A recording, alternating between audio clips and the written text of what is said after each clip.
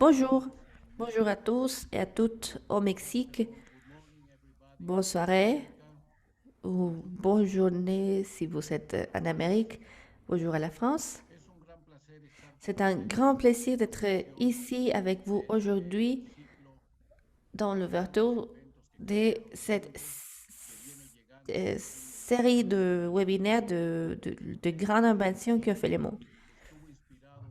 On avait l'inspiration initiale sur le 5e centenaire du premier voyage de navigation fait entre 1529 par Magallanes. On avait une évolution et c'est à cause de cela que nous sommes ici dans cette dernière session pour cette année. Ce sont les villes contemporaines, les défis sociaux, environnementaux et démographiques. Donc, je voudrais simplement remercier le travail des coordonnateurs de trois universités d'avoir simplement mis en place ces conférences. On avait Alberto Carrera Portugal de la partie de l'UNAM, de la part de l'Université d'Indiana, Luther Guillén, Molly Fisher, et de la Sorbonne Université, Béatrice Pérez et Raki Patel. Donc, à vous tous, je vous remercie énormément pour la réalisation de ces cycles ou ces séries de conférences où on souligne le fait que ces trois universités, Indiana University, Sorbonne Université et l'UNAM, on considère que nous sommes des partenaires stratégiques. Donc, cette série de conférences est à peine la démonstration du travail collectif qu'on a fait. Donc, pour moi, il est très factible dans notre dynamique, c'est qu'on fait.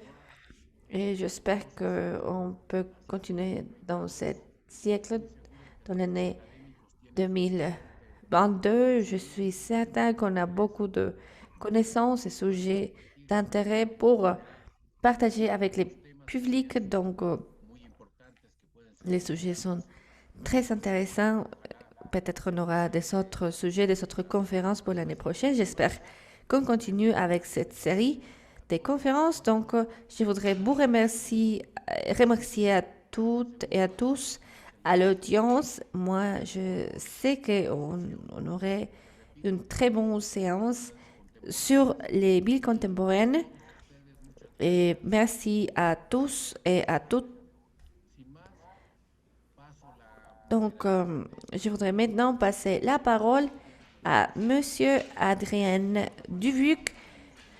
Donc, je vais passer la parole à lui. Il sera la personne qui va conduire le reste de la séance. Donc, merci à vous, Adrien. Well, thank you very much, Professeur Trigo. Merci beaucoup, Good professeur morning or good Trico. afternoon, everyone. Bonsoir, bonne First nuit, of all, I'd like bonjour. to thank Avant very de much the organizer commencer, je for voudrais simplement having remercier les organisateurs d'avoir discussion today.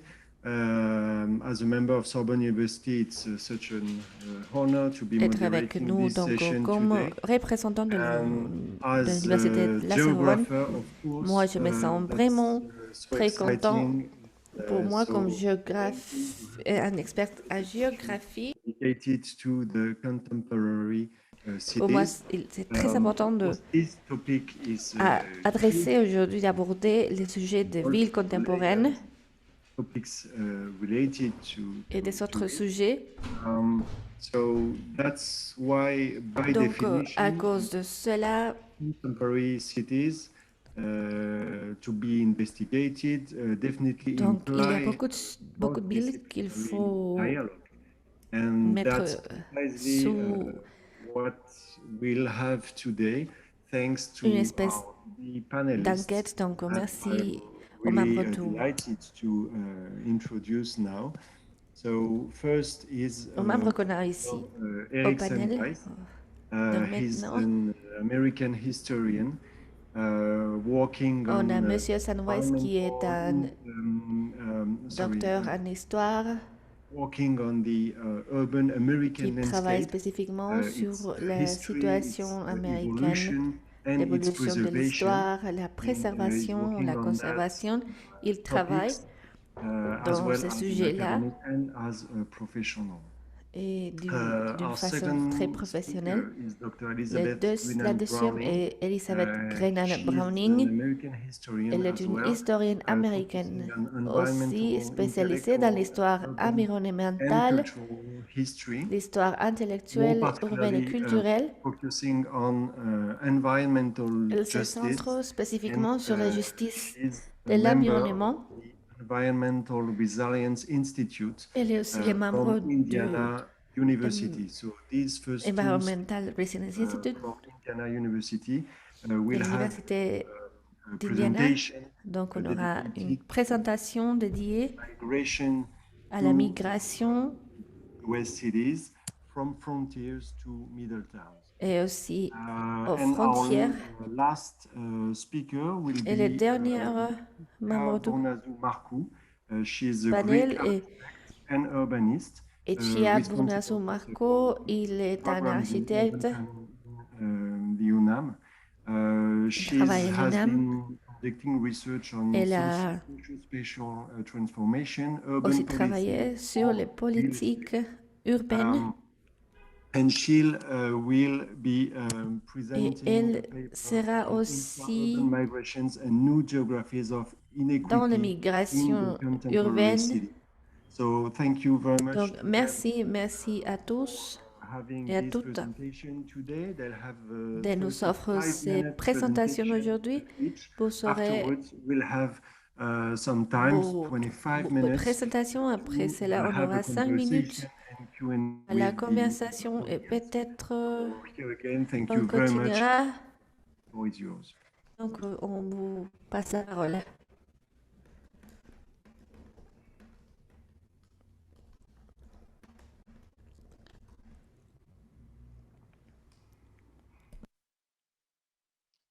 Good morning, everybody. Hope that Bonjour à tous. you now see J'espère que maintenant vous êtes en train de voir very good. I am mon écran. Moi, je suis Eric Sunwise. Donc, merci beaucoup de cette présentation here with our colleagues qui était très, très universities bonne. Donc, merci and the Sorbonne.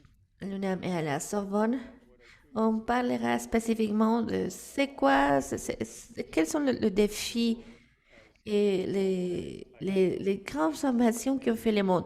Et moi, je pense que donc il faut penser à la ville comme si elle était une espèce d'invention. Donc, comme monsieur my colleague a déjà Browning. We're indiqué, moi, je vais faire la présentation avec in Indiana and Madame Elizabeth Grennan Browning. Nous travaillons ensemble going to make today about cities. We're talking about sur les villes. cities, yes, but Donc, on parle aussi des grandes inventions. Donc, maintenant, on va historical parler un peu de la situation, de la dynamique historique qu'on a dans les villes colleague contemporaines. Et ma chère collègue aussi va of migration donner une présentation sur la migration liée in our case the aux villes des États-Unis. the migration Et in cities. donc, on parlera de la situation de la migration au sein de ces villes. Have asked us to do Donc, aujourd'hui, on parlera aussi des inventions, comme je vous ai dit, la ville comme si elle était une invention. Ici, on a une carte de Chicago. many inventions that On has sait qu'on a beaucoup d'inventions, beaucoup de steam and coal-fired situations, par exemple, de l'énergie, spécifiquement du industrial production carbone et scale that Chicago. du charbon, The fact is that the city des, itself was des carburants, de combustible. and one that we should marvel at Et aussi, il faut penser onset of modernity around au début de la modernité par tout le monde, invention. parce que cette invention, cette machine, si on le pense comme ça, toutes les transformations, Those who are watching from se passe comme si elle était de la magie, spécifiquement au début et principalement au début de la révolution industrielle. Mais quelles sont les merveilles de la transformation de ressources, par exemple du bois, de l'acier, dans des produits ou des choses, des objets qui vont faire le travail pour nous. Et en même temps, on a par exemple une transformation qui va nous donner aussi des bénéfices ou un espèce d'avantage de capital. Donc, cela va créer une nouvelle création comme telle.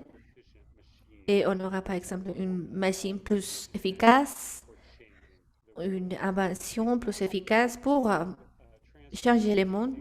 Si on parle de la transformation dans les villes américaines, on sait que la transformation se passe aussi au centre de la population, au centre de la ville. On parle de personnes qui ont migré d'une autre partie du monde pour devenir des citoyens, des membres de la communauté, une communauté démocratique où ils auront une voix, une vote, une opinion. Donc, il faut parler de la migration, de la densité. Spécifiquement ici, dans cette carte, on voit comment a été la migration dans la dernière décennie. On a des zones qui sont un peu plus violettes ou un peu plus brillantes. Cela nous indique qu'il y a une densité de population. Donc, on voit cette vue, cette image nocturne. Dans cette temps, on sait que c'est la même chose qui se passe dans des autres villes, mais cela aussi fait partie des outils qui ont amené à des possibilités, spécifiquement dans cette ville et dans d'autres pays. Il faut voir aussi la situation où quelles sont aussi les agglomérations. Il faut avoir ici les modèles ou les motifs qu'on voit. Au passé, on sait que la migration était très dense aux États-Unis, spécifiquement sur la partie qu'on appelle la partie de la Nouvelle-Angleterre, dans les capitales des colonies anglaises. On parle de la zone de Erie jusqu'à la ville de Chicago. Donc, on a aussi la Nouvelle-Orléans jusqu'à Saint-Louis. Et si on pense à des autres villes plus industrielles, et après, on voit aussi qu'on n'a pas une connexion spécifiquement par les trains. Cela va augmenter aussi. Et à la moitié du siècle, on a commencé aussi avec la technologie du pétrole, de la combustion interne et des autres inventions, la création des domaines plus denses dans des autres zones qui ne sont pas vraiment habitables de ce pays. Donc ça, c'est la situation, c'est le phénomène de la urbanisation de mouvements partout les États-Unis. Donc maintenant, il faut penser à l'histoire des États-Unis jusqu'à ce moment.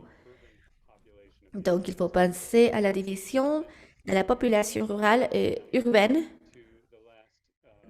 Si on commence à l'année 1790 jusqu'à la décennie passée, c'est-à-dire l'année 2010, on passe à l'urbanisation de la population de la nation. Donc, les personnes de la partie urbaine se sont déplacées vers la partie rurale et au contraire. Donc, on voit que les résultats spécifiquement des enquêtes et du recensement. Donc, on a plus de 50% de la population. Pour la première fois, on habité des villes dans des zones métropolitaines. Ici, on a une autre situation très intéressante dans notre changement, dans notre transformation. Lors de dernières 30 années, on voit ici, d'une certaine manière, on voit la population, donc on pense à la migration, particulièrement on voit la relation dans ces moments de changement, spécifiquement lors de l'immigration des États-Unis. Et donc on voit la population aussi des États-Unis. On voit qu'on a des divers points d'embarquement ou de port où on voit que clairement la migration a contribué à l'urbanisation. Donc il faut voir la deuxième étoile. On voit l'urbanisation qui commence aussi à augmenter. On voit qu'il y a une migration aussi de nouvelles populations près des années 60. Donc maintenant, on a une autre graphique.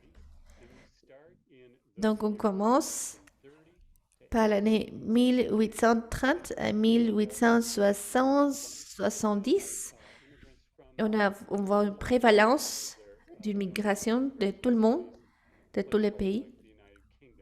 Par exemple, le Royaume-Uni, l'Allemagne.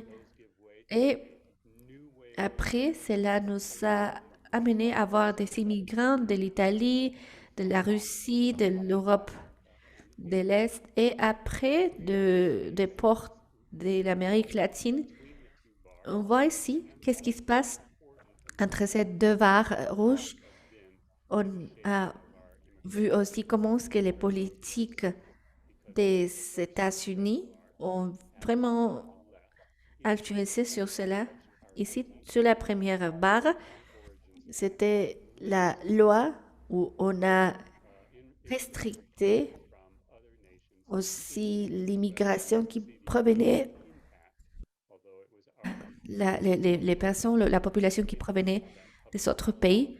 On avait une politique publique et donc on a eu un changement en 1975 ou environ 1965 où on a aussi ouvert un peu la politique et on a reçu des immigrants de l'Amérique latine, de l'Europe de l'Est. Donc, on voit quels sont les pays qui se trouvent la plupart dans notre pays, l'Allemagne, le Mexique aussi. On voit ici que la population de l'Allemagne était principalement lors de 3 villes.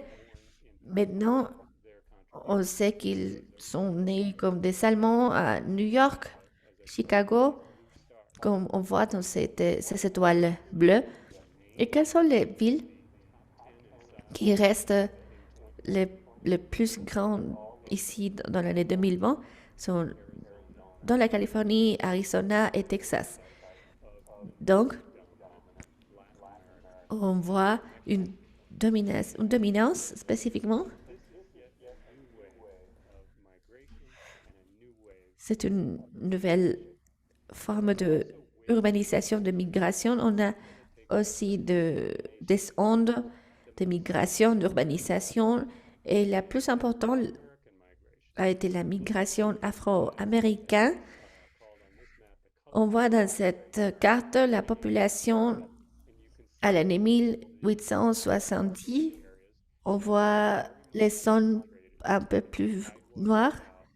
C'est sur la partie de ce qu'on appelle la rivière Mississippi et aussi la partie de ce qu'on appelle les ceintures noires. Il faut voir la concentration de la population afro-américaine, mais il faut nous rappeler que la plupart de cette population a commencé à se déplacer vers le sud.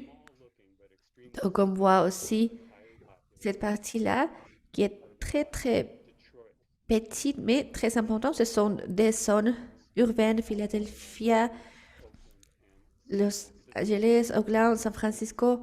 Et donc, toute cette ville intra-national migration avait cette migration internationale. from the rural life of the South.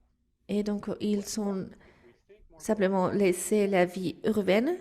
Donc, il faut parler des immigrants de ville aussi, the urban invention de la population spécifiquement à partir de, comme j'avais dit, dans une approche pour penser à la transition de ma collègue, la docteure Brown. in kind of the popular imagination. On sait quelle est la pensée, ou la pensée de la plupart de la population. On avait un collègue, Monsieur Jackson, il avait parlé que la frontière The constituent fact of America est les facteurs les plus importants de l'histoire, les plus caractéristiques de l'existence d'un domaine de terre libre et d'une récession continue et les progrès. pioneer condition Donc, on voit les conditions, development from wilderness to settled agriculture. comment est-ce qu'on a une agriculture qui était plus sauvage et qui est devenue une espèce de... But it wasn't the only way to think. C'était la seule manière de penser à une ville américaine. En 1950, on avait Richard Weil qui avait une thèse, une théorie très importante. Il est un historien. Il avait parlé que le peuple est à peine le début de la frontière. Donc, il faut savoir qu'après cela, la migration viendra. Whether it's the urban frontier On ne sait pas si on parle des frontières urbaines du Boston, de la Cologne, Philadelphia, Saint-Louis, jusqu'à la Californie et San Francisco. C'est la ville qui se sont créées comme le début, comme une espèce de magnet pour la population aussi. On voit in particular, a man named Walter Christie spécifiquement Walter Crystal, is instead a central mais la ville, c'est un endroit central tendency où les personnes essaient d'avoir une convenience, space in which un espace own food pour avoir l'agriculture de ces aliments, pour avoir aussi le commerce. Christaller and others saw it was Donc, comme Cristal et les autres pensaient, on a, dès le début des origines, on pense à l'urbanisation européenne. Ici, on peut décrire qu'il y a quelques villes de l'Amérique qui sont de cette manière-là. Si on voit une carte réelle, donc non seulement l'autre carte ou l'autre plan. Moi, j'habite ici à Indiana. On voit aussi qu'à l'année 1900, on avait des villes avec des zones un peu plus vides. Ici, nous sommes à Indianapolis aussi. Donc, cela, était autosuffisant. come up with two models of Donc, on a pensé as of the beginning à deux modèles spécifiquement de siècle, I'll call intensive. You have the de ce siècle. Donc, on a and in this case une ville qui est une ville comme une frontière et qui est plus intense. rank of states in 19 On a ici la classification des États par population et l'autre table, c'est la classification par le numéro de villes. Bien, on voit que les États comme New York, Illinois, Texas, Michigan, ils ont une population plus grande que dans le nombre de villes parce que, par exemple, Chicago, New York, Dallas et Detroit ont une population plus vaste. Donc, on a aussi une fois qu'on appelle une migration extense, où la migration va modeler, va former la ville. Donc, qu'est-ce qui se passe avec une ville avec une population mineure, mais avec une un État, par exemple, comme Massachusetts, qui a plus de villes comme New Jersey, ou aujourd'hui, on va parler de Indiana. Donc, à Indiana, comme vous voyez ici, à l'année 1900, c'était le centre de la population des États-Unis. En fait, ici, on a la population qui est aussi peut-être à moins d'un kilomètre d'ici. Donc, l'Indiana a été un point central et c'est très visible. C'est un contraste de la ville de Chicago. Et Middletown a été les mots utilisés pour décrire une petite ville d'Indiana par Robert et Helen Lang. Ils ont fait les études des tendances liées entre une ville américaine, donc Indiana, pour eux, à tous les sens, parce que c'est la représentante de la vie américaine contemporaine. Elle n'est pas extrême ou dynamique. Au contraire, elle est petite, compacte, homogène. Donc, elle est différente de San Francisco, Chicago ou New York et ces modèles. Donc, maintenant, moi, je veux arrêter de partager mon écran et maintenant, moi, je vais passer la parole à ma collègue Liz Grennan. On parle du modèle de l'urbanisation. Donc, il faut penser à comment est-ce que les villes marchent aujourd'hui. Et maintenant, moi, je vais passer la parole à elle. Merci.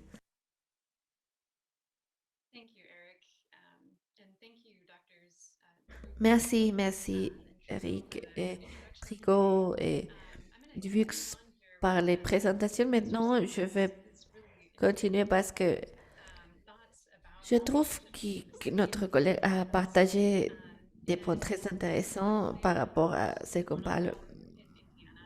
Je vais parler aussi de ce qui se passe en Indiana. Donc,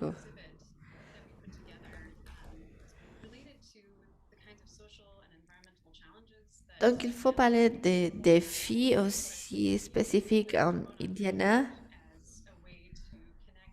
comme une façon d'avoir aussi de défis aussi.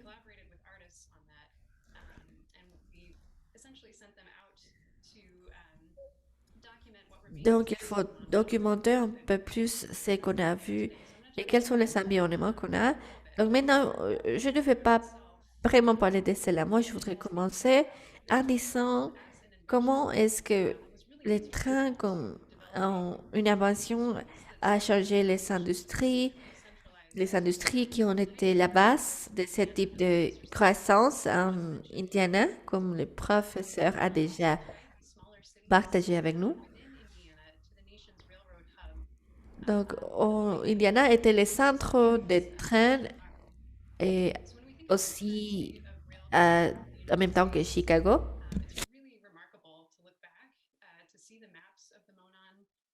Il est vraiment intéressant de voir les cartes de la moitié de décennie, de siècle précédent.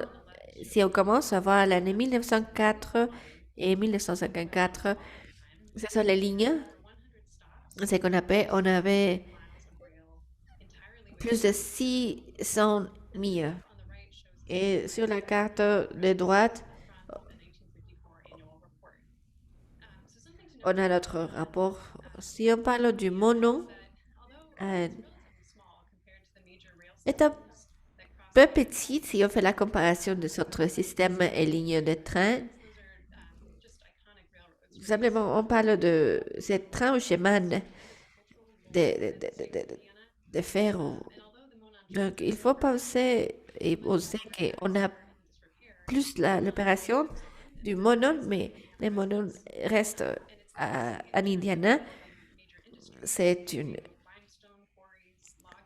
et on a beaucoup de choses qui ont commencé comme l'agriculture et des autres industries et qui ont changé totalement à cause de ces trains. Donc maintenant, moi, je vais parler un peu plus après cela, mais ici, on avait la ligne de Monon. Donc maintenant, moi, je voudrais vous partager un peu plus, comme simplement comme les fonds, pour parler spécifiquement de la situation géographique. J'espère que cela ne soit, n'a pas beaucoup de bruit, de bruit sur cette vidéo. Donc, on parle près de la rivière d'Ohio.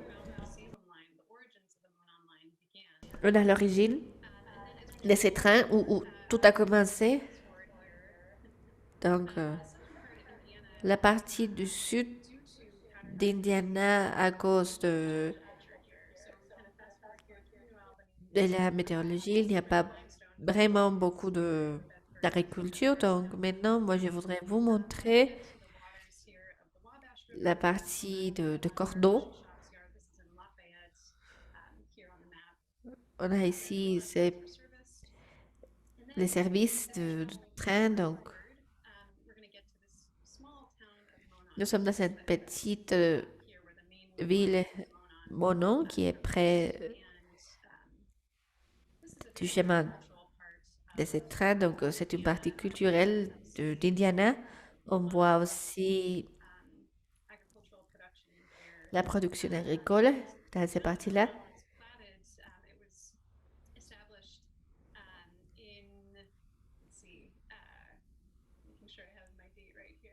Pardon, je ne me rappelle pas de la date. Mais à l'année 1853, on avait les services de ces trains spécifiquement pour les terrains. Et les trains, parfois même, avaient des divisions, des distributions différentes. Maintenant, l'opération était de plus de 2000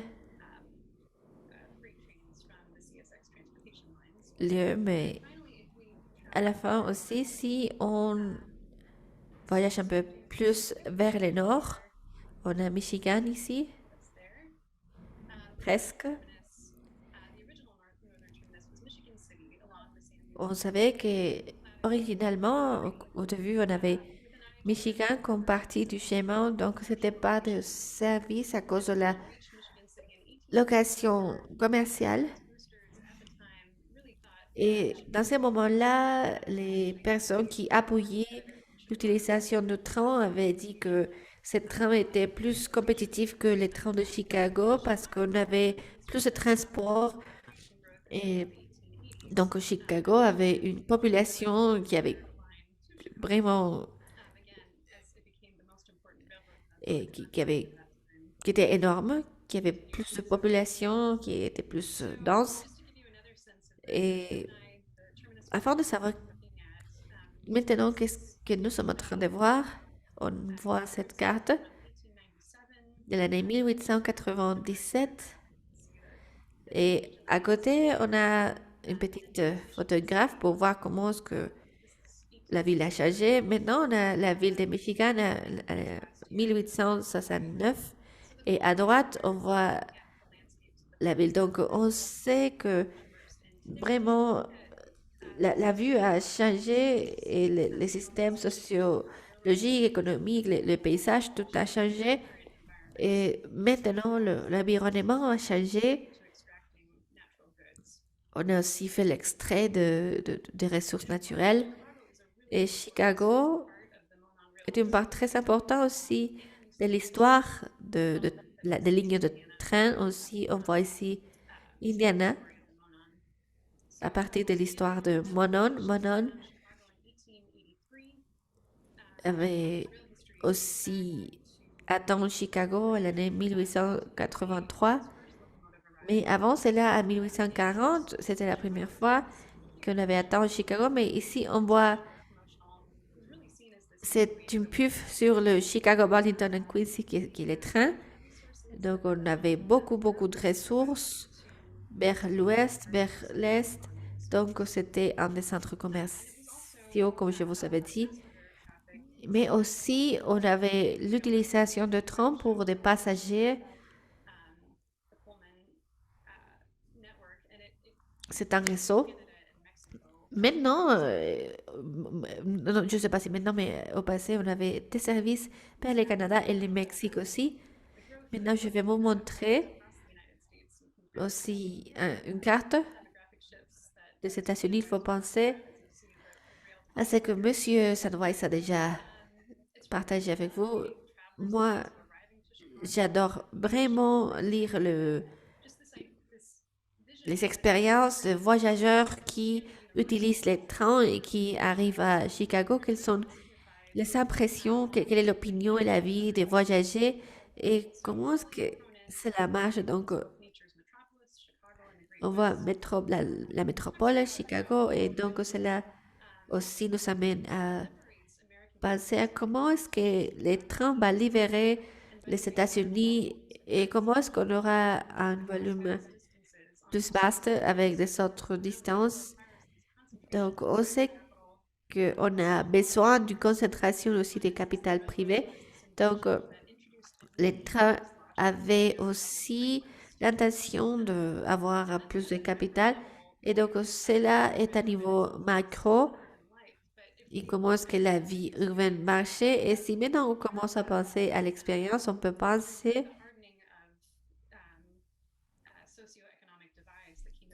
quelle est la distribution aussi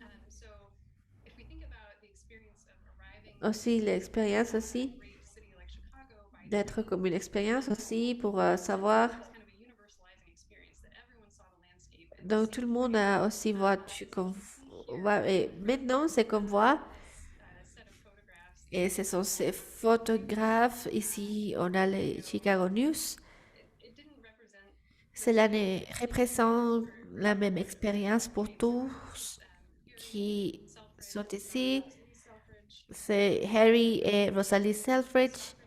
On avait commencé aussi. Et à la fin, on avait aussi un appartement à Londres et ici à droite.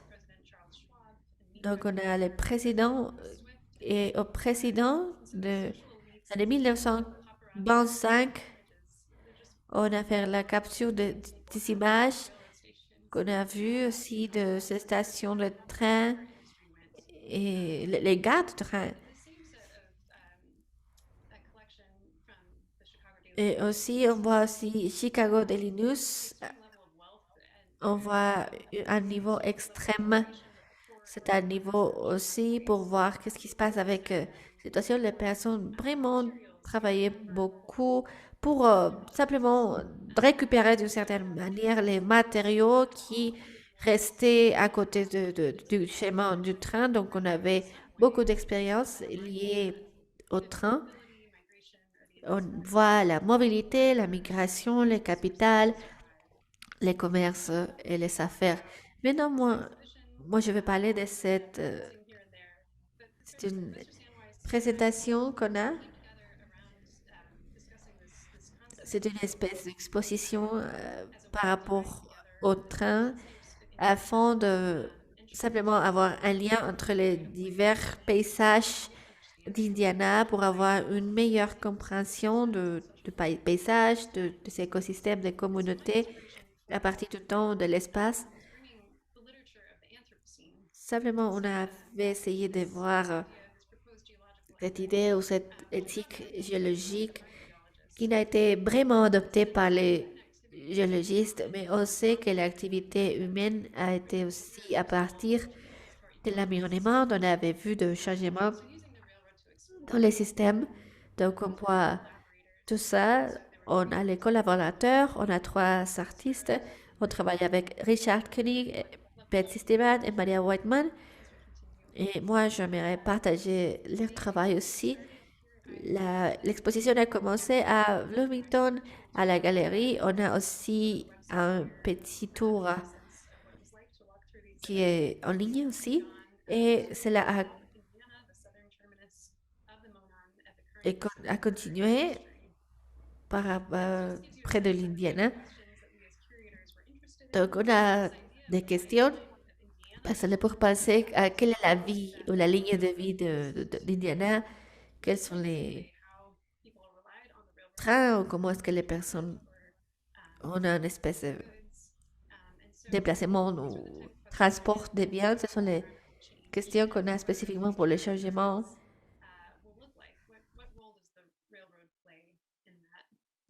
ou quelle est la fonction spécifiquement du train et aussi cette situation de la vie qu'on a ici en Indiana, la situation, c'était en 1955.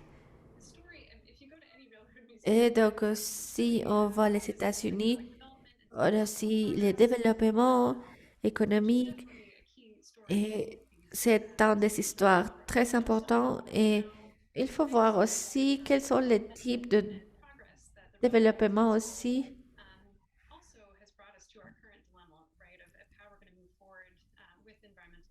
Et aussi, on a des changements de l'environnement. Donc, ici, on voit spécifiquement quelles sont les ressources qu'on a, les ressources financières et comment est-ce qu'on dépend avec la vie. Et maintenant, et aussi, on voit l'industrialisation, le capitalisme aussi. Et on a commencé aussi avec les trains. Maintenant, on va voir qu'est-ce qui se passe avec Richard King et son travail. Ce sont des photographes. Ils travaillent à l'université. Cela s'appelle les ports. C'est un tour. Et donc, il est, il est élevé à Bloomington, Indiana. Donc, il nous montre la vie dans la partie de nord-ouest. C'est l'histoire aussi de la photographie et des paysages, les paysages, le changement de paysage. Comment est-ce que les trains ont changé, a changé avec le temps. Maintenant, on voit même un arbre. Et une autre photographe,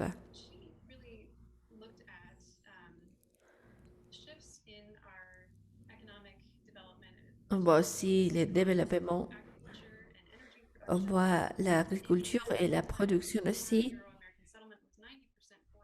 On avait que, on n'avait pas d'arbres, presque le 90 était vraiment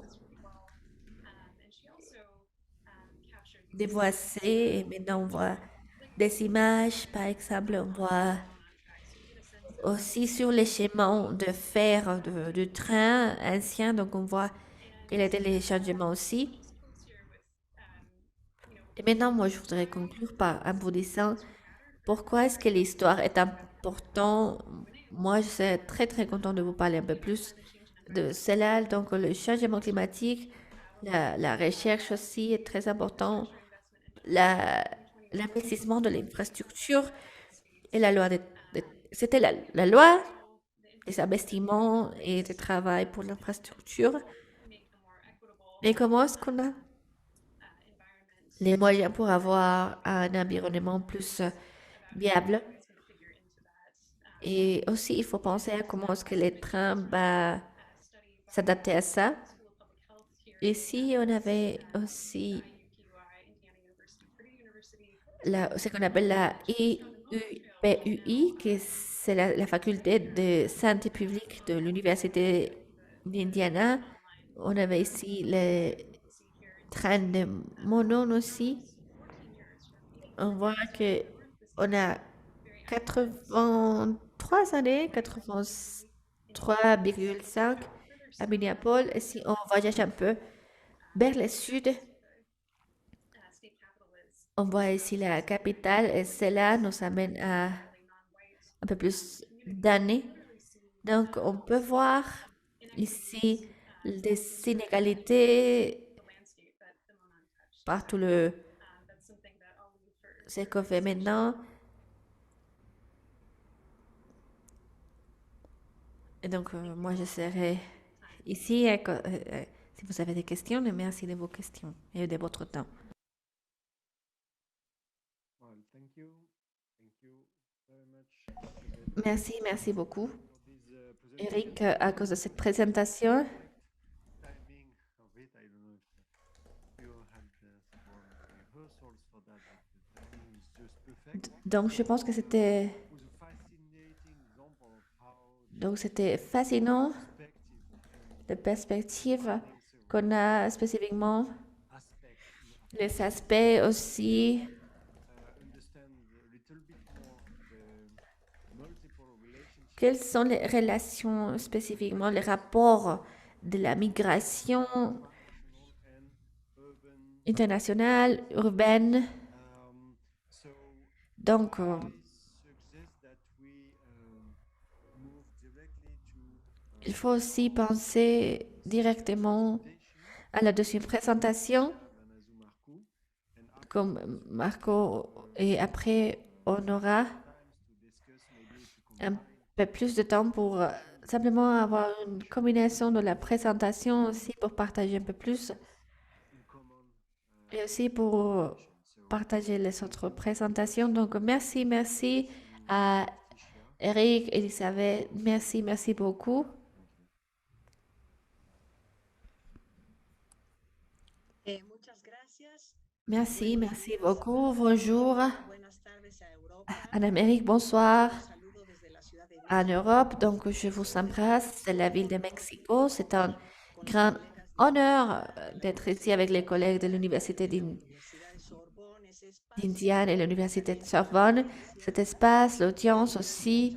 Merci à tous de votre présentation, du docteur Del doctor Trigo. Duvux et de l'introduction, la présentation de Monsieur Trigo. Histórica sobre Donc, merci de votre la importancia perspective, aussi l'importance des voies de communication telles que les voies. Yo me voy a centrar más hacia Donc, moi, je vais parler un peu plus de la ville contemporaine des dernières décennies. Et maintenant, moi, je vais faire la présentation, je vais partager mon écran. voy a hablar sobre migraciones a nivel interno de la ciudad, las llamadas migraciones intraurbanas y Je vais parler un peu de ce qu'on appelle les migrations, ce qu'on appelle intra-urbaines, más que nada la zona metropolitana. et aussi de la ville métropolitaine, de ce qu'on appelle les- la ville de Mexico, ou ce qu'on appelle les vallées, les vagues de migration nationale et internationale ont été exacerbées au cours des dernières décennies par les changements structurels de la politique économique mondiale. La question de la migration a pris une importance particulière dont approche et analyse nécessite une approche multifactorielle et interdisciplinaire. Dans ce bref espace, je ne ferai référence qu'à l'une des manifestations de la migration dans des espaces urbains spécifiques qui ont des effets substantiels sur la reconfiguration sociale du territoire, la physionomie de la vie contemporaine et aussi dans la vie des grandes majorités qui habitent chez les villes. Et je donnerai un bref aperçu des flux migratoires intra-urbains par groupes sociaux caractérisés par leur niveau socio-économique qui sont principalement dus à la performance des marchés immobiliers, plutôt que les causes multidimensionnelles qui ne seront abordées dans cette brève présentation. Je décrirai ces migrations et présenterai comment elles reconfigurent la nouvelle géographie sociale de la ville et surtout, comme je vous avais dit, je montrerai certains de leurs effets pervers sur la précarité des niveaux de vie des majorités urbaines. Au cours des 5 dernières décennies, on a observé des processus socio-spatiaux et démographiques très divers qui, en termes généraux, se manifestent par des phénomènes contrastés de dispersion périphérique, de densification, compacité et verticalisation des zones centrales, d'augmentation de l'homogénéité sociale de l'espace par niveau socio-économique, ségrégation, mais aussi de certains espaces de mixité sociale. Dans une tentative de schématisation de cette évolution, nous pouvons identifier 2 périodes majeures dans ces processus de transformation urbaine, sous l'hypothèse de la prédominance du marché comme principal régulateur et dans l'État dans son rôle de facilitateur. Ces périodes présentent toutefois des phénomènes qui ne s'excluent pas mutuellement, mais qui se chevauchent et s'entremêlent en partie. Je tiens à souligner que je parle de modèles généraux de comportement spatial et socio-spatial, sans exclure qu'il existe des exemples qui ne suivent pas ces modèles. On va penser à une première phase, les décennies 1980, 1990 et l'année 2000. On observe la tendance à la tertiarisation des zones centrales avec des activités commerciales et des services de niveau moyen et élevé, ce qui a pour conséquence une diminution de densité brute de la ville, c'est-à-dire que la zone urbaine croît plus vite que la population. Exprimé dans un modèle de vie partiellement dispersé en raison de la substitution dans la zone urbaine de la ville par étalement urbain, dispersé en raison de la substitution des usages de l'habitat par des usages tertiaires. Deuxième phase, les années 2010, on assiste à un changement de paradigme et modèle vers la ville compacte qui se matérialise par le renforcement des anciennes centralités tertiarisées, c'est-à-dire la densification des usages tertiaires et la verticalisation de l'espace bas construit, suivi de l'immigration des populations à proximité de ces centres, mais de manière sélective, par les retours dans la ville centrale des groupes de niveau moyen et élevé.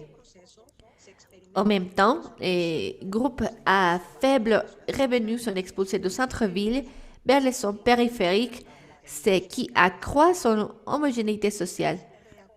Ces réménagements socio-spatiaux par l'immigration intra-urbaine marquent, en termes généraux, une tendance à l'intensification de l'homogénéité sociale par niveau socio-économique, c'est-à-dire une augmentation de la ségrégation spatiale au niveau métropolitain. Il convient de souligner qu'il s'agit de processus naissants pour la zone métropolitaine de la ville de Mexico et que par rapport à d'autres mégapoles, reste un espace urbain présentant une certaine mixité socio-spatiale. L'un des effets substantiels de ces processus de dispersion, densification et ségrégation est l'augmentation des inégalités multiples qui se traduisent non seulement par la précarité des revenus, mais aussi par la pauvreté du temps personnel en raison de long trajet domicile-travail dû à une mauvaise connectivité avec les lieux de travail et le manque de biens publics de consommation collective et d'équipements de base pour l'éducation, la santé, l'alimentation, etc. Je vais illustrer ces processus de transformation en analysant les cas de la zone métropolitaine de la ville de Mexico. Si vous ne la connaissez pas, cela se trouve au centre du Mexique et on a 3 États, la ville de Mexico, l'État de Mexico, Hidalgo, et avec une surface de 6 000 km² et avec une population de plus de 21 millions d'habitants. Je présenterai aussi la dispersion, densification.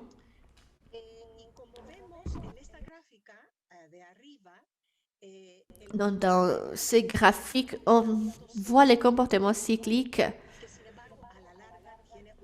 et à long terme, cela a une tendance à la baisse.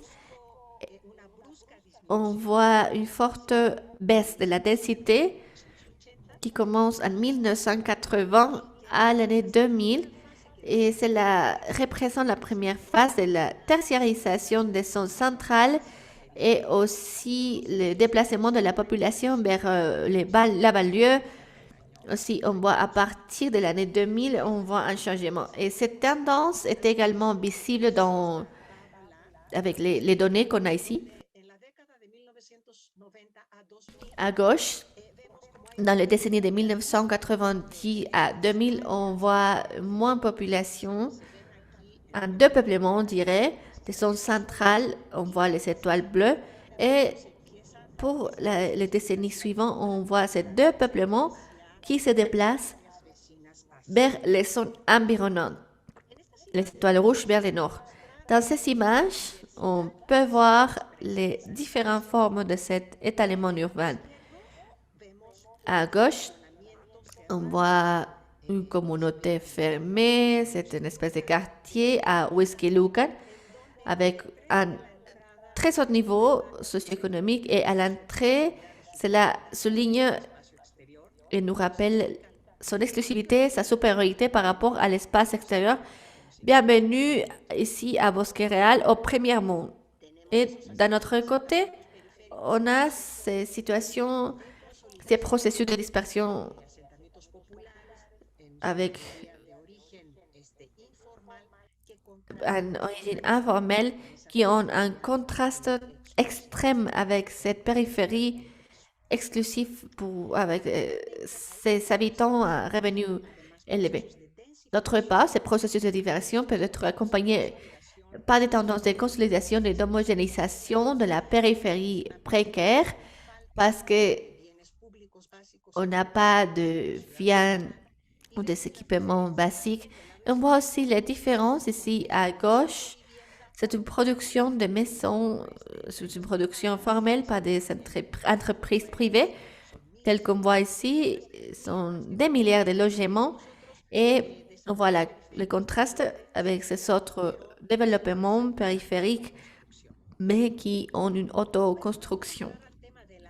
Maintenant, je vais parler de la tertiarisation de la zone centrale et la localisation des sources d'emploi de niveau moyen et élevé. Un processus important et cette concentration de sources d'emploi et c'est entre la migration de groupes moyens et autres qui sont proches à ces zones centrales. Dans cette situation, la ville de Mexico, maintenant, on peut dire que ces centres de concentration des services, des commerces de niveau moyen et haut. Ici, dans cette décennie des années 2000, se renforce d'une manière très claire dans les décennies de l'année 2010. Et dans ce sens-là, on peut penser à une persistance de ce monocentrisme dans le cas de la zone métropolitaine de la ville de Mexico. En plus de cette densité constructive, la verticalisation, comme on voit dans ces images, qui correspondent ici dans ces points de concentration, Avenida Insurgentes et Paseo de la Reforma.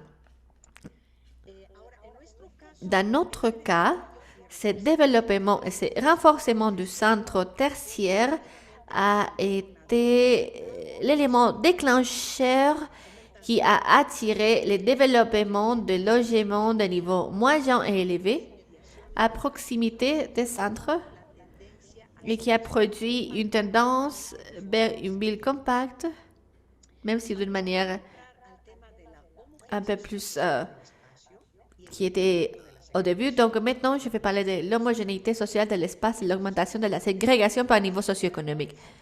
Avec ce contexte général, nous allons maintenant examiner comment les migrations intra-urbaines ont eu lieu et comment elles sont transformées la physionomie de la ville et certains de ses faits socio-économiques pervers. Pour les secteurs inférieurs, nous allons considérer deux grands secteurs sociaux par revenu qui se distribuent comme suit. On voit ici 1, 2, 3, 4. Ce sont les secteurs les plus bas qui correspondent à plus de 80% de la population totale de la zone métropolitaine. Et le secteur, c'est-à-dire la classification numéro 4, cela correspond à 13%, c'est les groupes élevés et moyens, on l'appellerait comme ça. Ici, en 2017, nous observons clairement une ségrégation spatiale entre ces deux grands secteurs. On peut voir aussi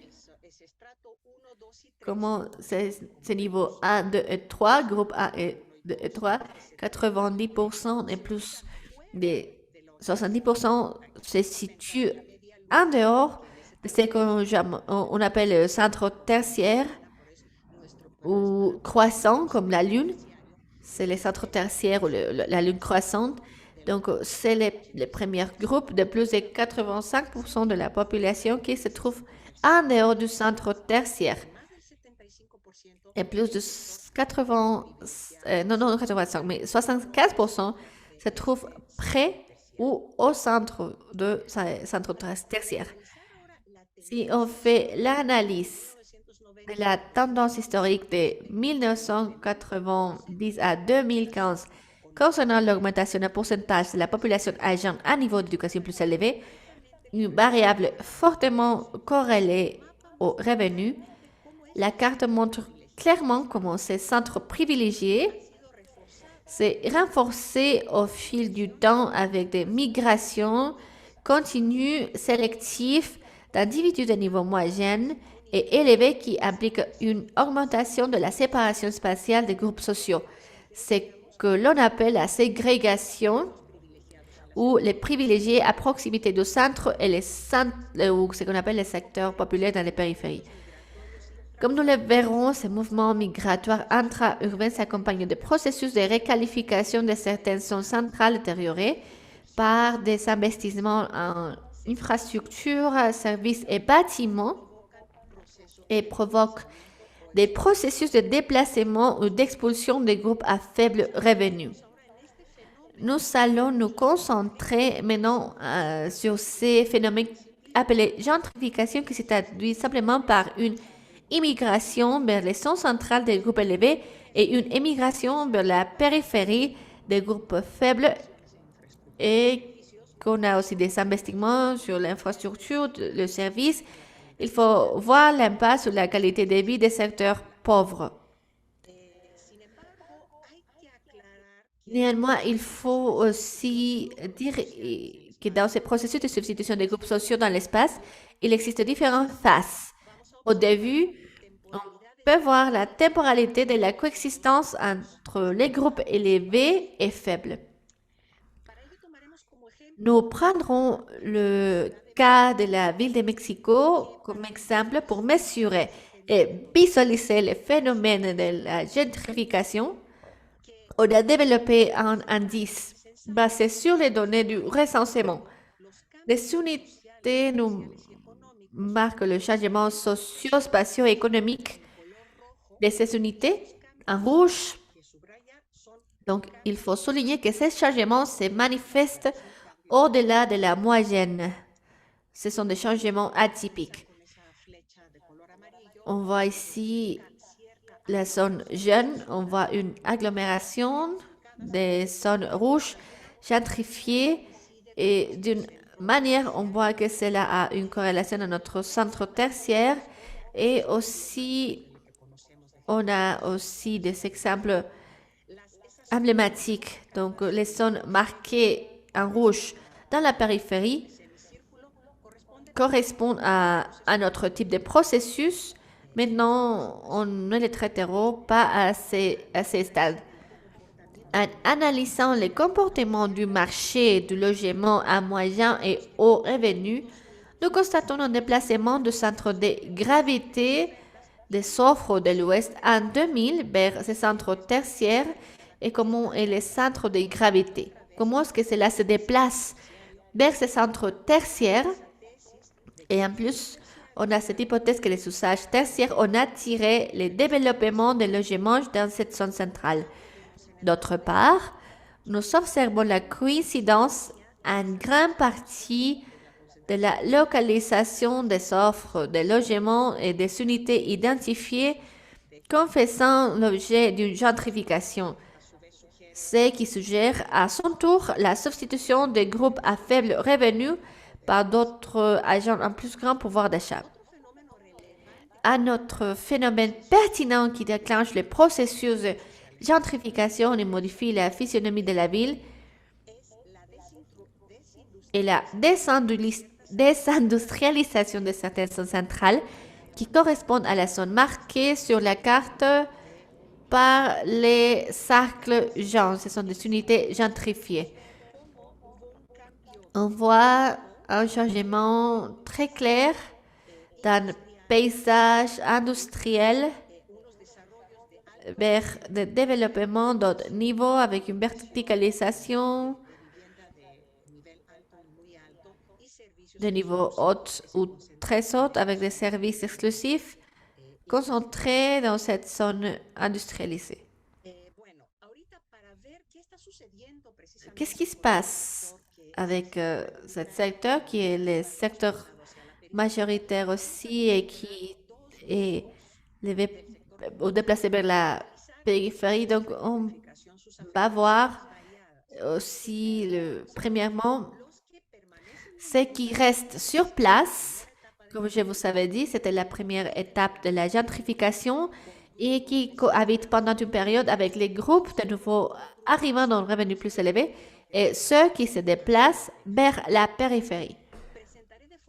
Je présenterai de manière synthétique les points de vue des anciens voisins sur les changements économiques, spatiaux et sociaux à travers les résultats d'une enquête représentative qui a été appliquée aux habitants de zone identifiées dans la carte avec du rouge sur le processus de gentrification dans l'année 2015. Pour ces premiers groupes d'habitants ou de voisins qui restent dans le quartier, on leur a demandé ce qu'ils pensaient des changements provoqués par l'arrivée des nouveaux voisins sur les coûts de la vie, la sécurité, la qualité des services, l'image urbaine, entre autres. Le graphique peut être un peu compliqué, mais on voit les voisins anciens qui ont exprimé leur opinion sur les autres voisins ici en rouge. C'est que les voisins anciens pensent de nouveaux voisins et la même chose pour les nouveaux sur les anciens et à l'inverse. Donc, on voit que les réponses et toutes les combinaisons que je vous ai dit, on voit que on a vu l'augmentation du coût de la vie, la dégradation des services que les anciens voisins attribuaient aux nouveaux voisins. Cela est très important parce qu'il va sentir que ces deux changements affectent directement la pauvreté et la qualité de vie des voisins d'origine. On avait des témoignages très intéressants, on avait des entretiens approfondis pour apporter des éléments supplémentaires qui nuancent d'une certaine façon les réponses des personnes interrogées. Il faut noter qu'il s'agit des points de vue individuels sans être représentatifs, comme c'est le cas dans l'enquête. Par exemple, le nouveau voisin de San Antonio, c'est un quartier à la ville de Mexico, à Betty. Moi, j'écoutais des commentaires de profs, les anciens voisins, et qui pensent, vous n'avez pas de problème d'eau, mais on n'a pas d'eau 2 ou 3 jours à la semaine. Et la nouvelle voisin dit, donc ils pensent qu'à cause des nouvelles constructions, ils sont en pire service d'eau.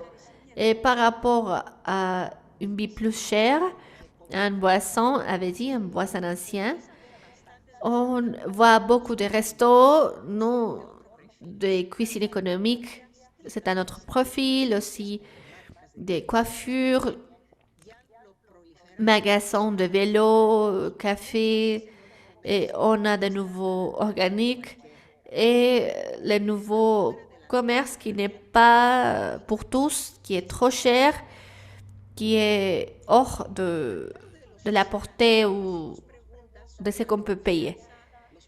On va parler aussi sur la confiance, les problèmes entre voisins, l'organisation du quartier.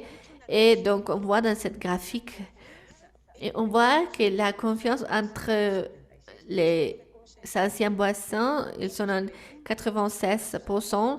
Et si on demande les anciens et leur confiance par rapport aux nouveaux voisins, le pourcentage est de 49%.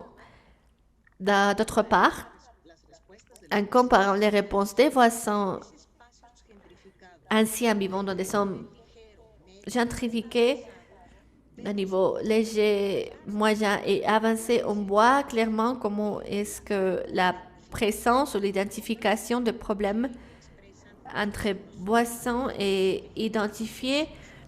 Aussi, qu'est-ce que le voisin ancien pense par rapport aux problèmes provoqués par les nouveaux voisins. On voit que la vie sur l'organisation pour être contre le changement du quartier, on voit ici comment est-ce qu'il perd un peu l'intérêt à s'organiser.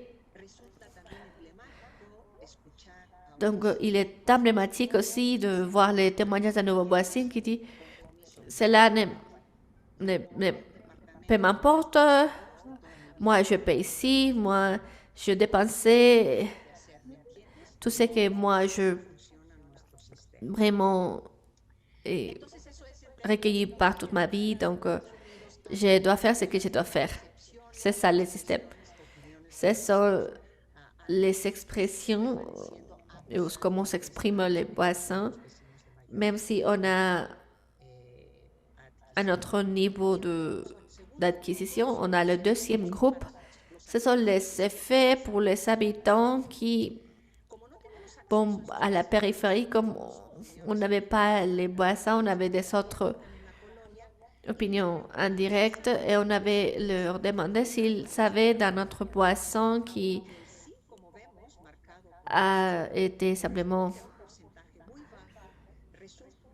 déplacé, même si on a un pourcentage très bas, il faut voir la claire tendance en Ormond qui on voit spécifiquement la gentrification aussi. Cela nécessairement va entraîner on voit des données aussi qui marquent la croissance et la homogénéisation de autres points aussi. On a des autres habitants pauvres aussi.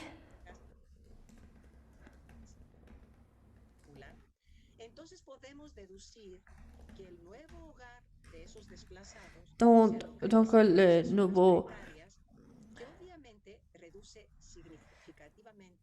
cela réduit aussi le niveau de vie en comparaison aussi avec l'environnement où on vivait. Donc, on voit les témoignages aussi, les témoignages du voisin qui nous parle de ce déplacement. Et on voit que beaucoup d'espace. On voit aussi des gens qui ne peuvent pas payer et qui préfèrent de faire l'abandon de leur propriété. Donc, en termes généraux, on a vu comment est-ce on voit ségrégation, séparation, et on a vu une simplification aussi pour les centres périphériques, un groupe privilégié pour les centres habités par les secteurs populaires abandonnés par de plus en plus de personnes qui habitent dans son secteur populaire. Et quelles sont les réflexions? Et décider que j'ai trouvé très important les multiples transformations qu'on voit dans la vie contemporaine au cours des 100 dernières décennies sont régies par les modèles économiques dominants qui privilégient les forces du marché. Dans la dimension socio-spatiale, cela a eu des effets sur un réarrangement, la migration intra-urbaine, des groupes sociaux dans l'espace qui renforce une ségrégation des groupes minoritaires privilégiés dans les centres périphériques. Et je voudrais aussi souligner un sujet que je trouve fondamental. Par rapport à la ségrégation spatiale, je ne parle pas de la ségrégation raciale ou ethnique. Je voudrais souligner que la ségrégation n'est pas la cause des problèmes du secteur populaire, mais plutôt le manque de politique pour répondre à leurs besoins dans ces espaces précaires. La relation incontestable entre la concentration d'individus pauvres dans la périphérie et la pauvreté et la précarité spatiale de ces zones n'implique pas de causalité. Cela signifie qu'une zone habitée uniquement par des individus pauvres, ségrégés, n'est pas la cause des problèmes supplémentaires, comme on les croit généralement, criminalité, chômage, toxicomanie, précarité spatiale, et n'est pas non plus la cause du manque de mobilité sociale. Maintenant, pourquoi cette clarification est si importante et pourquoi il est pertinent de ne pas diaboliser la ségrégation des revenus? Car si nous le faisons, nous avons tendance à promouvoir la mixité sociale en invoquant le principe du ruissellement, c'est-à-dire que l'arrivée des voisins aux revenus plus élevés profitera également aux pauvres. Comme cela a été amplement démontré, cette thèse du ruissellement est en erreur et la mixité sociale, comme nous l'avons vu, nuit aux anciens habitants, tant ceux qui restent dans les quartiers que ceux qui doivent déménager. Ainsi, la solution au problème de l'inégalité multiple croissante, de la pauvreté générale et de la précarité spatiale des vastes périphéries de la vie latino-américaine, en tant qu'effet de la réorganisation des groupes sociaux dans la ville, doit être attaquée par les biais d'une politique publique visant à répondre directement aux déficiences de ces espaces et aux besoins spécifiques de leurs habitants, plutôt que de chercher des solutions indirectes telles que la réduction de la ségrégation et l'augmentation de la mixité sociale sous la justification des ruissellements qui ont finalement des effets contre-productifs contraires à ceux promis pour ce secteur le plus nécessiteux. Merci à vous de votre attention.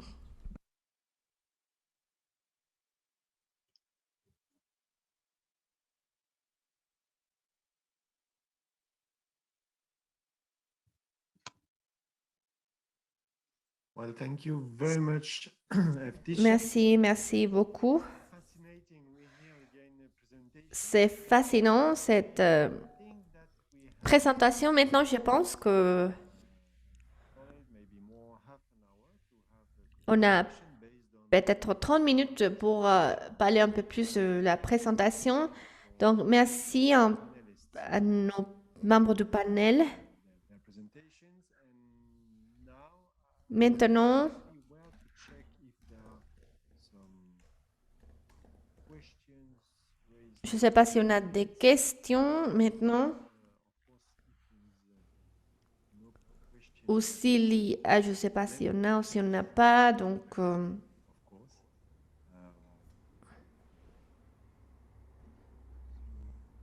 Who should start? Okay, see. If there is no question, I take the chance of being. donc si on n'a pas de questions spécifiques, donc moi, comme le modérateur, moi, je voudrais aussi faire des questions. Maybe first one is maybe La première question addressed to Eric and est pour Eric et Elisabeth, very beaucoup de experts en géographie.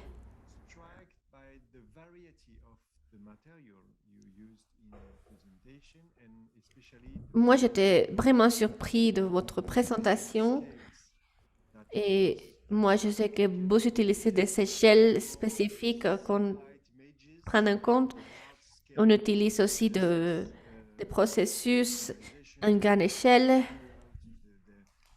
the US territory to really micro scale pictures and photographies On les voit par tout le territoire walking on des, railroads. des États-Unis. On travaille Of course, interested aussi par de trains. Moi, j'étais très intéressée. Et cela nous amène à une autre question. right scales to Quelles sont les échelles better understand the pour processes and avoir une capture de processus all we're tackling, such as what extent et dans quelle mesure, migrants contribute to comment est-ce que les migrants contribuent question, what are the most efficient scales et quelles sont les étapes, this question can be captured, and how do you maybe to connect or set up dialogue comment est-ce qu'on peut spécifiquement aussi, quelles sont les échelles. Lizzie, do you mind if I start and then kick over to you? Ici, je ne sais pas si c'est Thank you for the question, Adrienne. le moment spécifique de voir tout ça. Maintenant, je pense que The variety and the diversity of scales, on a une diversité d'échelles, just the open-endedness of our assignment and simplement afin de penser au fait qu'on a about how to une création très rapide to a global audience. pour l'audience globale. Beaucoup de vous pensent aussi à Certain assumptions of American quels sont les sujets qu'on a spécifiquement sur la géographie urbaine. Et cela nous amène à penser à ce qui passe avec les immigrants. great depth of literature. I'm thinking of Quelle est la profondité de la littérature? and immigrants, which is one of the things that got me started. David avait travaillé avec ces sujets, donc cela m'a inspiré pour commencer à travailler. Et moi, j'essaie aussi de Picture of avoir une grande image movement out of rural and village environments, out of ce sont des environnements qu'on a aussi. in America. Obviously, there is a political overtone to that historiography. Moi, je pense qu'il y a une question historique avec beaucoup de privilèges, Economic promise and of avec une promesse économique de liberté.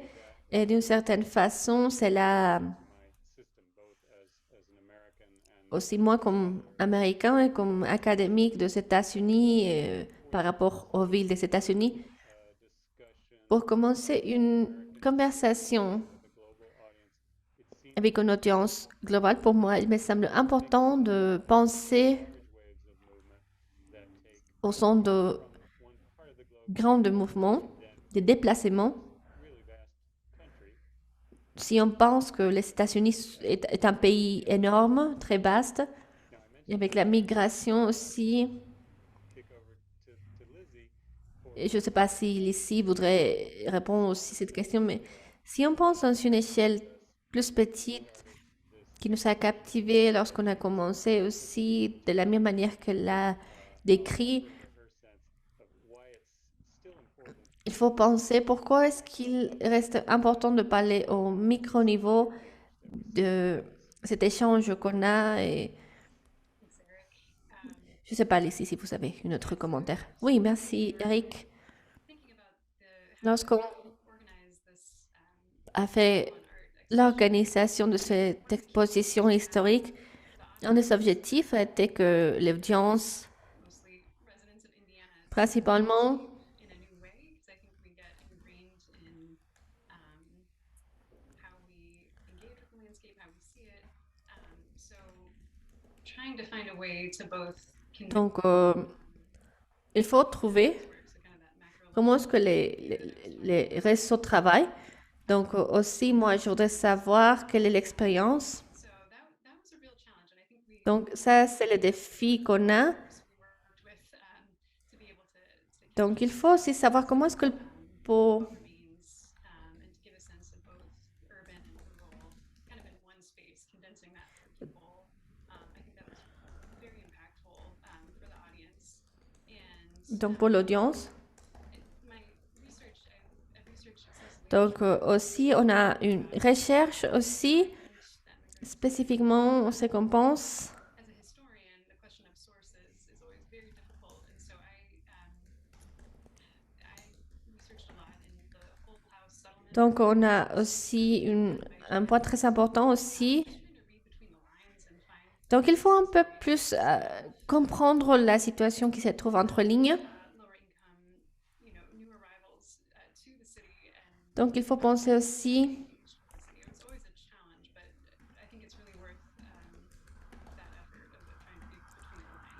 Donc, il faut... Thank you for the question. Donc, merci. Yeah, thank you. Thank you. Donc, merci, merci. Merci à tous. I think there's a question that has been raised. Donc, quelle est la question qu'on avait? I think you can read it. Donc, maintenant, je ne sais pas si vous pouvez lire.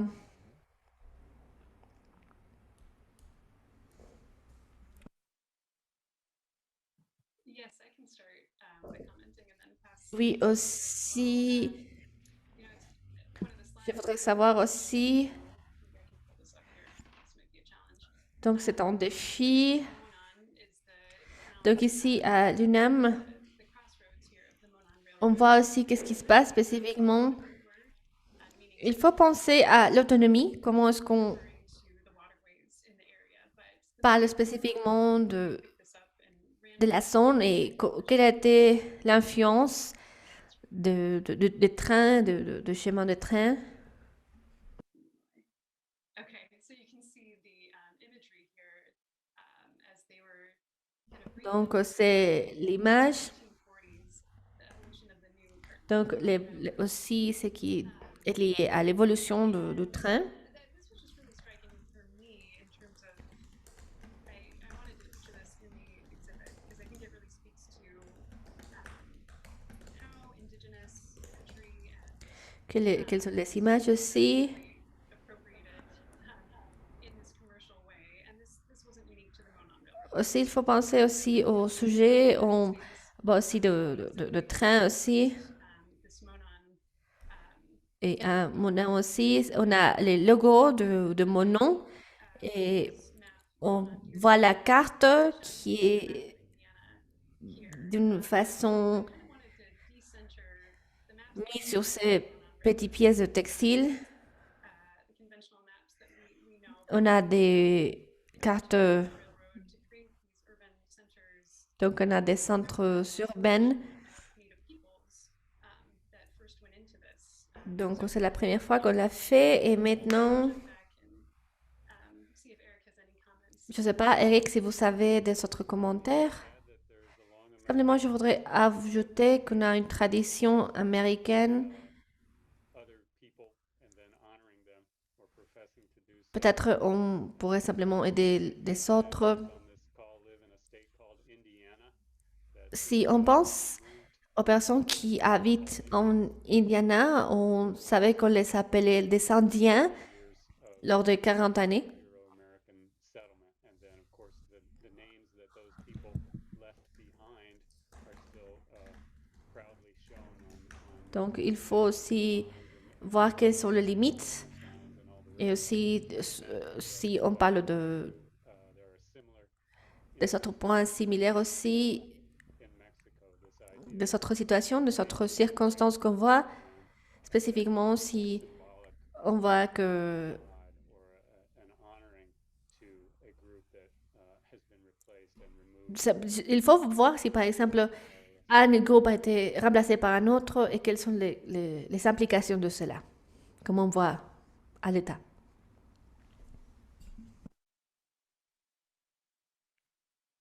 Thank you.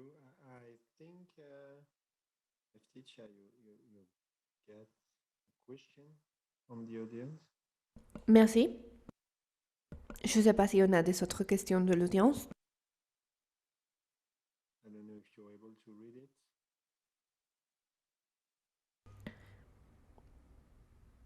Je suis en train de voir s'il y en a des autres questions. Letitia, did you get the question? How do you think government Mexico City can Sí, transform sí, or muchas contribute gracias to por la the pregunta. political Bueno, es una pregunta Merci beaucoup de respeto Merci beaucoup de votre question. C'est une question énorme, très simple. que debe uno dividir las políticas, Il faut avoir une hacer políticas division de politique que ajustarse para las necesidades y los pour avoir une espacios específicos adaptation aux espaces. generales, ¿no? On ne peut pas savoir des politiques générales. Et aussi, il faut Jerarquización avoir une hiérarchisation de problématiques et voir quels sont les espaces les plus urgents. Si on voit ces grandes diversités et cette immense sont aussi, et si on veut prioriser les espaces, certainement il faut aussi tourner notre vue afin de savoir si on a des autres personnes qui sont touchées par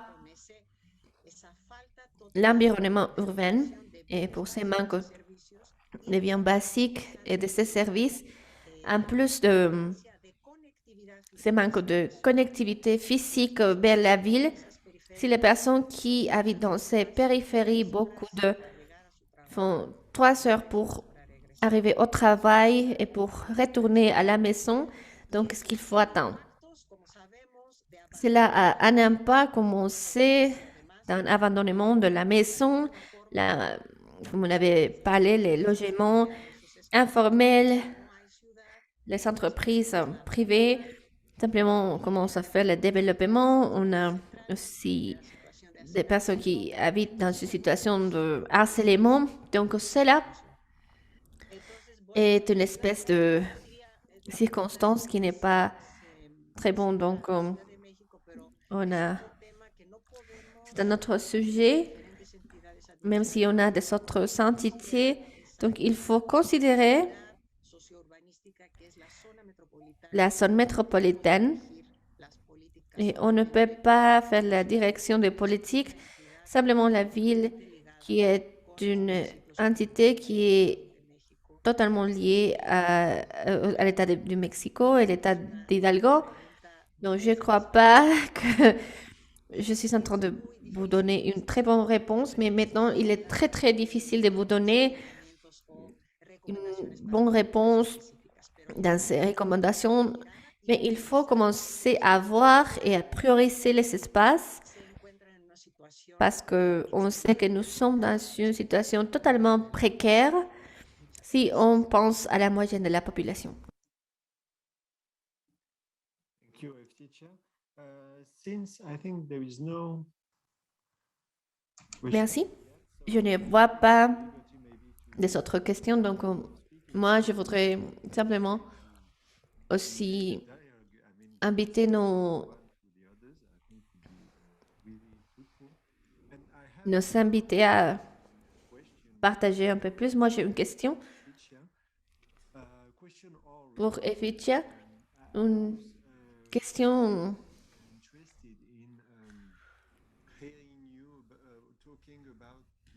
si on parle de personnes qui ne se déplacent pas,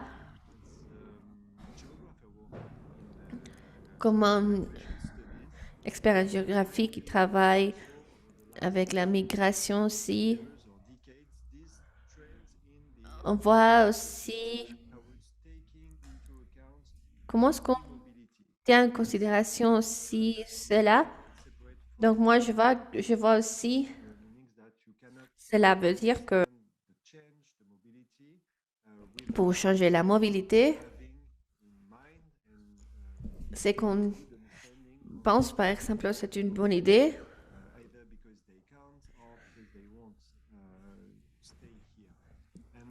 pour être ici. Donc,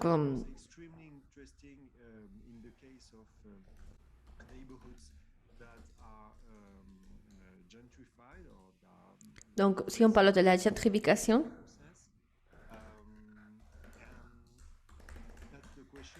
donc c'est la question.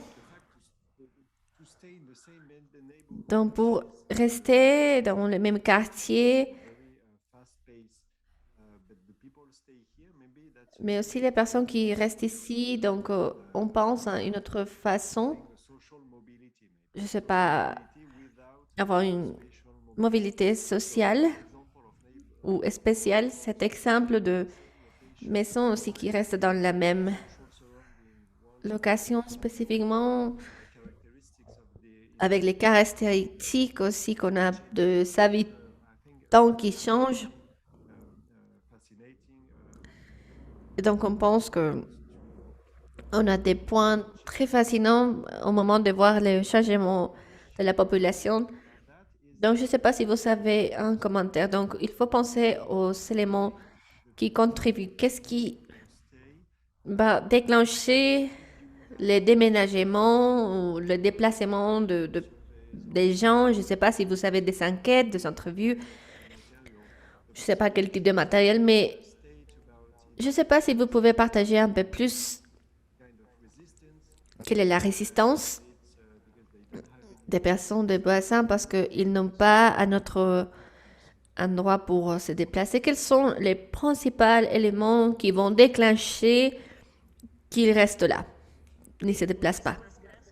D'accord, merci aussi, merci de vos commentaires. Y claro, hay una gran diversidad de situaciones. Ben oui, on a une très grande diversité. La encuesta, afortunadamente, L'enquête, comme on le sait, quiero insistir, es una encuesta representativa c'est une enquête représentative qui a été faite aussi dans des méthodes. Podemos, con un margen de error de 3%.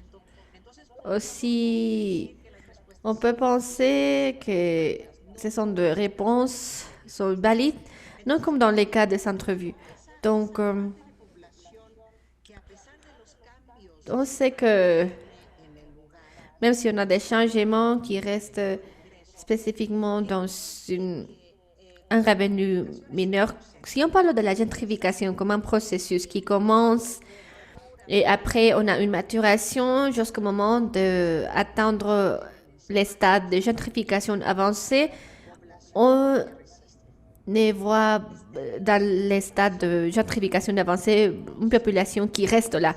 On trouve aussi qu'il y a une situation ici, quand j'ai fait les entrevues, les enquêtes, donc on était dans le début de la gentrification, peut-être à la moitié. Mais on sait que la ville de Mexico n'est pas emblématique en termes de gentrification. Nous continuons dans une étape, un stade qui commence à peine. Et donc, je pense que les personnes se sont déplacées vers la périphérie. Donc, ça, c'est une partie. Et après, la question de la mobilité sociale, c'est un sujet que moi, j'ai abordé à la fin de ma présentation. Et moi, je pense qu'il est fondamental de penser et comprendre que les transformations urbaines, l'impact négatif de ces réarrangements de groupes sociaux à cause de marché immobilier. Donc, il faut reconnaître cela. Donc, si on pense à la situation, par exemple, que on voit toujours une espèce de mélange de zones. On pense dans la gentrification du secteur populaire et afin de casser la ségrégation, il faut avoir des services d'un niveau plus haut pour avoir aussi des personnes dans notre niveau, dans tout cela. Donc, on peut penser aussi à la périphérie qui est habitée par des pauvres, où le marché a aussi un niche aussi, dans notre haut niveau et basse, sous l'argument aussi. Donc, pour cela, je vais simplement vous dire qu'il faut avoir beaucoup de... Il faut faire beaucoup d'attention. Je ne parle pas d'une ségrégation ethnique ou de race. Non. Je pense que la mobilité sociale est un mensonge parce qu'on a un mélange de divers groupes sociaux. C'est pas vrai, c'est faux. Et en plus de ce que moi, j'ai mentionné sur ma présentation, la résistance, comme je parlais des personnes, comme on a déjà vu, un autre sujet très important, que comme la gentrification augmente, pour remplacer la capacité d'organiser, d'avoir une résistance, et tout cela va diminuer. Donc, tout cela nous amènera à avoir des autres types d'études. Et ce que les gens ont dit, c'est qu'il faut aussi commencer à perdre aussi les liens entre les voisins. On voit que de plus en plus, les voisins commencent à être déplacés, à déménager, et donc cela nous amène à la résistance. Notre question sont les raisons par lesquelles les personnes se déménagent a été très intéressant parce que On a parlé avec les voisins, s'ils connaissaient une autre personne qui était obligée à sortir ou à abandonner les quartiers. Donc, on avait des opinions de tiers. On n'a pas vraiment interviewé les voisins qui ont été déménagés. Mais la réponse était pour améliorer la qualité de vie. Donc, cela est une réponse très générale. On ne sait pas exactement ce que cela veut dire. Mais deuxièmement, on a écouté que c'était à cause de prix plus élevés au quartier. Donc, cela était le point principal qu'on a écouté lors de l'enquête, la réponse de toutes et tous, les combinaisons entre les nouveaux et les anciens. Donc, les anciens avaient dit que la vie était de plus en plus chère à cause de l'arrivée des nouveaux voisins. Cela a été les premiers problèmes. Donc, j'espère que j'ai vraiment répondu à vos questions. Yeah, thank you. Thank you, Robert. Merci, merci beaucoup. Elizabeth, I think you. Adrian, can I follow up with a question for Professor Bonazu? Moi, j'ai aussi une question pour la professeure Bournassou. Again, sorry. Bah oui. Yes, I just wanted to ask Professor Bonazu about Moi, je voudrais demander, professeur Bournassou, sur l'enquête. Je voudrais savoir, simplement pour comprendre, migration within Mexico City. la migration dans la ville de Mexico. Resilience and the Qu'est-ce qui se passe avec l'impact du changement climatique, la résilience? Est-ce que cela est un des facteurs ou un des éléments peut-être? No, absolutamente no. Non, En este caso no es. pas du tout. Sí son Dans ces cas-là, económicas, n'est pas lié au fait, à ces faits, non. C'est plutôt de circonstances économiques, financières. On pense parce que que se llama on a un, que hablan de ou Neil Smith, il pense au Red Gap qu'on a dans les zones centrales qui sont habitées par les secteurs populaires, mais qui ont un potentiel à cause des services. Ils deviendront des espaces avec un bénéfice plus haut. On a vraiment des situations de migration à cause du changement climatique. Merci de votre question. thank you. Merci. Merci à vous. C'est très intéressant.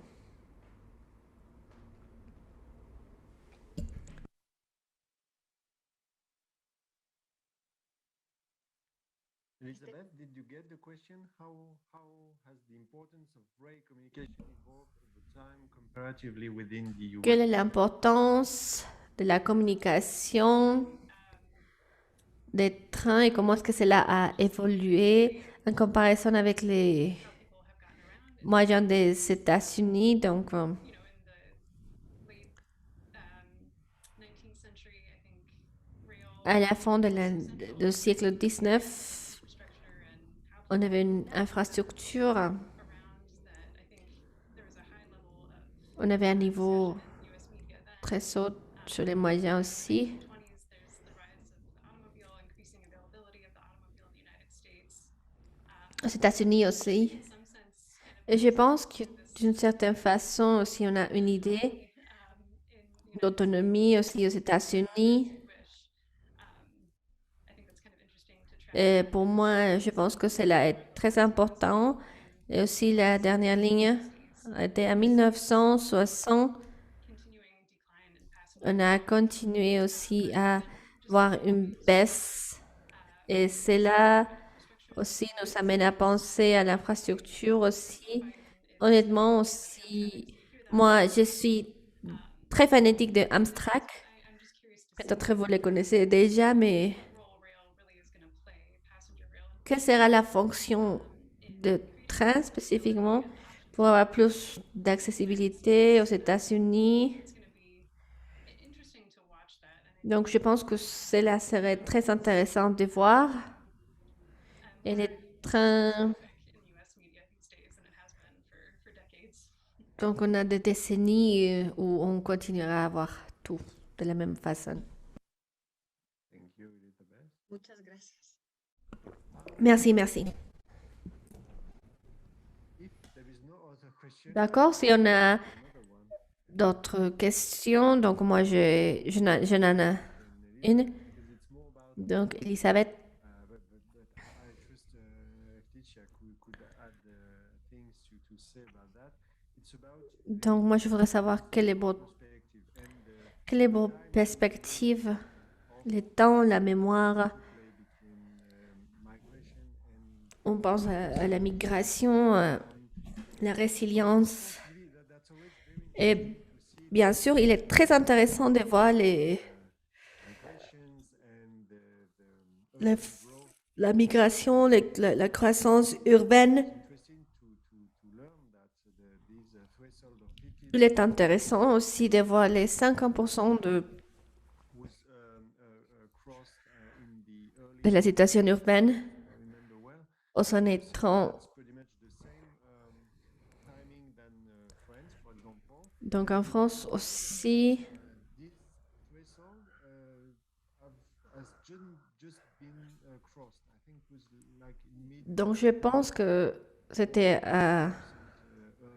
plus de 50%, mais il est aussi intéressant de voir la position initiale des États au moment d'avoir une augmentation de la population urbaine et de la même manière, il faut penser à ces tendances en termes de migration internationale.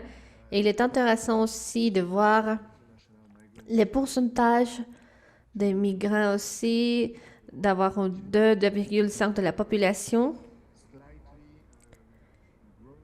et une croissance petit à petit qui est un peu est moins que dans le siècle And that's interesting to see that there is sort of dernier, le siècle 20e. Donc, ici, la question basée sur historical perspective is ce que vous partagez par rapport à la perspective et qu'il faut penser à ces idées revitalizing pour voir comment est-ce qu'on peut revitaliser ou comment est-ce qu'on peut penser à ce qu'on fait. Donc, je me demande comment dans les villes des États-Unis, comment est-ce que l'industrie ou l'histoire des premiers migrants de cette décennie, comment est-ce qu'on peut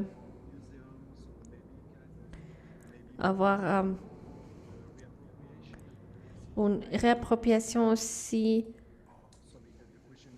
Donc, la question sera un peu plus importante. Donc, je ne sais pas si vous pouvez parler un peu plus de comment est-ce que vous avez vu tout ça. I can speak to just the question of public history. Oui, moi, je peux parler un peu plus de la question de The Rails to Trails program les programmes and the des trains et des monos à Indianapolis a commencé en 1990. On a parlé des États-Unis et la croissance de ce réseau. Donc, en termes de pour promouvoir aussi les chiffres aussi qu'on a sur le contexte civil. Et professeur Sandweiss peut-être a des autres commentaires, mais moi je vois cela comme une opportunité pour penser à l'infrastructure, les nouveaux usages, les nouvelles utilisations. Je crois que c'est une bonne opportunité pour, d'une manière, souligner l'histoire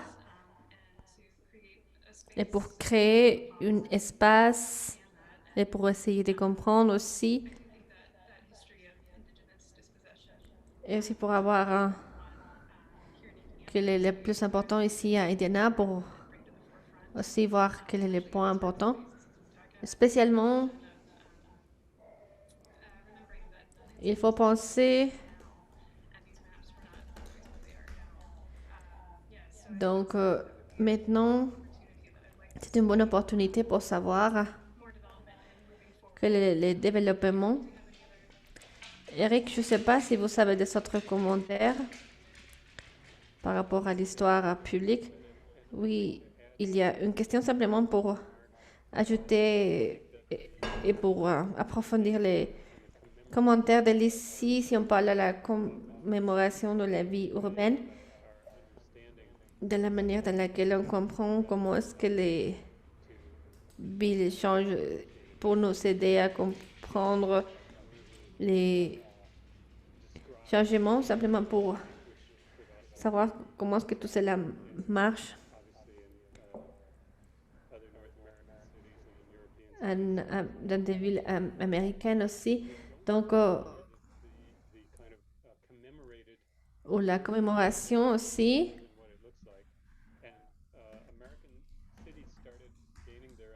Aussi pour avoir un autre muséum de la ville. On avait un moment où ils ont changé beaucoup. Les ponts du muséum aussi. Il est intéressant aussi de conserver aussi les images aussi qu'on a de la ville. Aussi à Chicago, à New York, à Philadelphia. Donc on a des muséums et cela nous montre aussi les villes où est-ce qu'ils se trouvent. Maintenant, dans le muséum de la ville, donc on a le temps de recréer une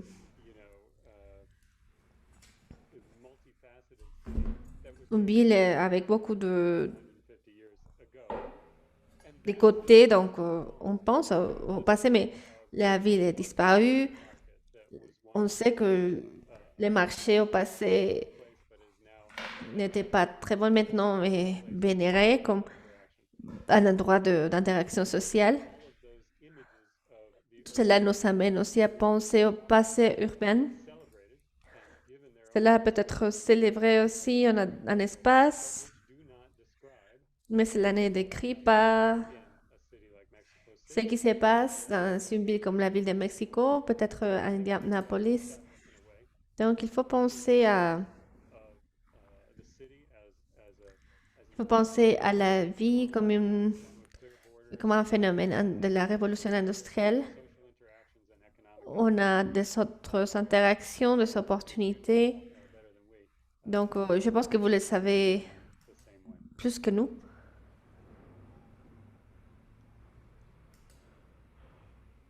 Well, thank you very much, Eric. Merci beaucoup, Eric. Je ne sais pas si on a plus de temps pour une dernière. You and Elizabeth just Donc, Elisabeth, is, donc on avait parlé de la mémoire. that's about Je ne sais pas si vous vous rappelez ou pas, creation of d'une modification aussi de la diversité past which never exists. du passé qui n'a pas existé. Donc, je pense que It echoes very well what cela nous montre, nous amène à penser à ce que, mixed quelle était la mixité, comme vous avez dit. so a mixed neighborhood as a sort of a Comment est-ce qu'on voit, par exemple, doesn't des quartiers avec un mélange de boissons. public or private can On voit les acteurs publics ou privés. series of Comment est-ce que cela nous aide à avoir un développement, un changement social? and I think that Et moi, je pense que make me think that cela me fait penser que sort of vocabulary or qu'il y a various notions une espèce de vocabulaire, si on parle à diversité, mixité, migration, immigration, déplacement, développement urbain. Et certainement, cela fine and maybe est bien défini et peut-être engage dialogue with the actors il faut penser aux acteurs afin de conceptual framework voir ces cadres conceptuels plus clairs, just like an idea I had simplement pour penser à ce qui se passe comme partie de ces présentations. Donc, je ne sais pas si presenters or un de nos the attendees want to add nos participants ou les participants aux audiences, ici les expositeurs ont un autre chose à ajouter, sinon simplement nous serons prêts pour... Voilà, from on peut simplement my side, I finir. Donc, would de like ma part, je pense que to hear this presentation. j'aimais beaucoup aussi. On a des autres commentaires, des autres idées. Mentioning some idea. I can take the 2 last minutes to expose that. Donc, on a des autres minutes It was about the complexity and the variety pour voir la complexité aussi. engaged in this question of the contemporary Il y a une question aussi de ville contemporaine. Donc, sort of tension between on a beaucoup de tensions entre les tendances international landscape when we are et les paysages, la ségrégation et tout ça qu'on voit, le placement ou le déplacement spécifiquement de personnes avec un revenu qui est plus vague. Donc, toutes les tendances se trouvent dans toutes les villes du monde. Et aussi, ce que vous avez montré de l'importance du contexte global et spécificité basé sur l'histoire the regulation that are locally not comparable et la régulation aussi en Europe, aux États-Unis. Donc, la deuxième observation, c'est aussi les processus de grande échelle, les tendances de la population, les mobilités, et la micro-échelle de changement, la traduction aussi de processus principaux, very small scale in public spaces in spécifiquement sur l'interaction. the shape of the shops or the housing. Si on pense General au logement et aussi as a system of with the many layers and many quels sont les niveaux, the municipalities, the private companies les entreprises, or communities as well, and les communautés qu'on voit aussi et how complex the interactions between on voit des interactions très complexes. the relation of power and the stakes between them are complex and various. And to me, Et pour moi aussi, advocate for je pense qu'il faut aussi enhancing the continuer à between historians, simplement planners, encourager ce type de plan avec les anthropologues bring insights and better understand these pour avoir une meilleure compréhension d'un système très complexe. well, thank you very much. Donc, merci.